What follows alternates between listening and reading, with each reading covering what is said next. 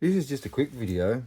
I recently exhibited at the 3rd Canberra Vintage Computer Exhibition, and it was a huge day, a great day, and we had a table where we could put stuff that we were giving away for free.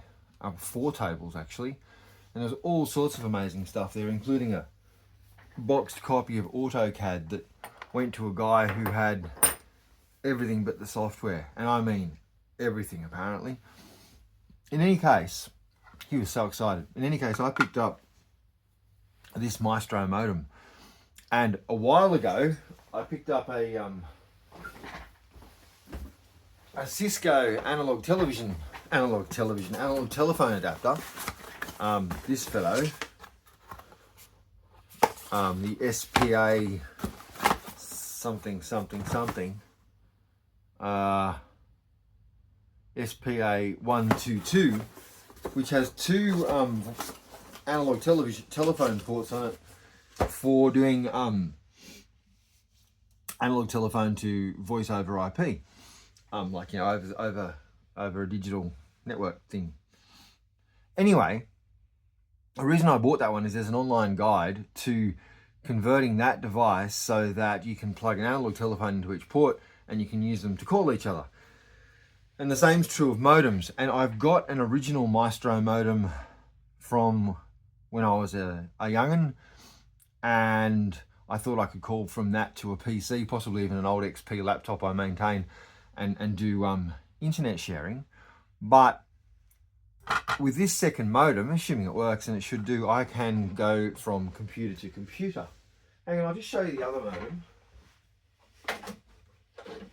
Because it is a Bobby Dazzler.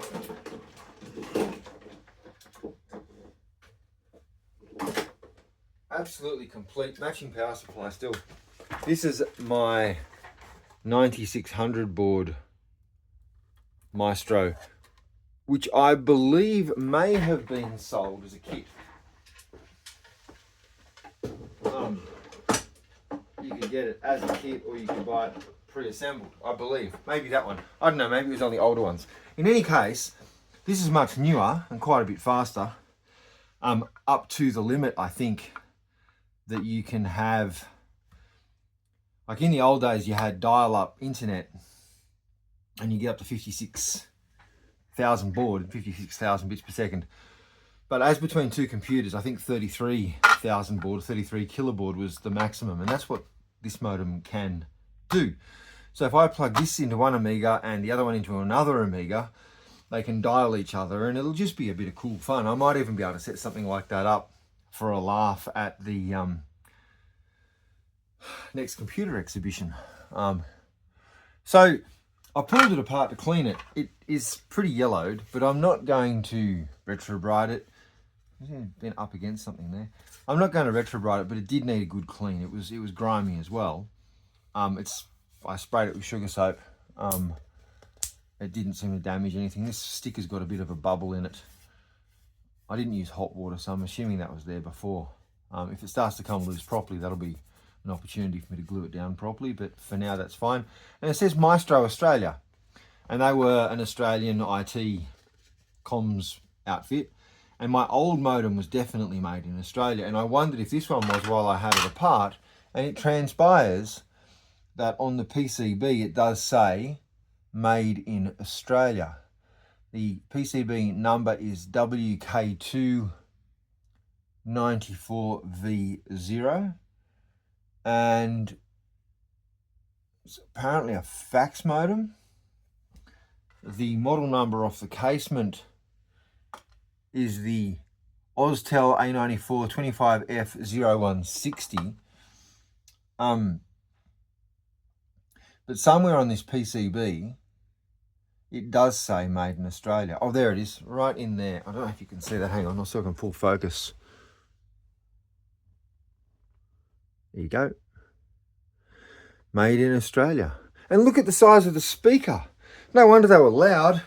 And that's how you want them, right?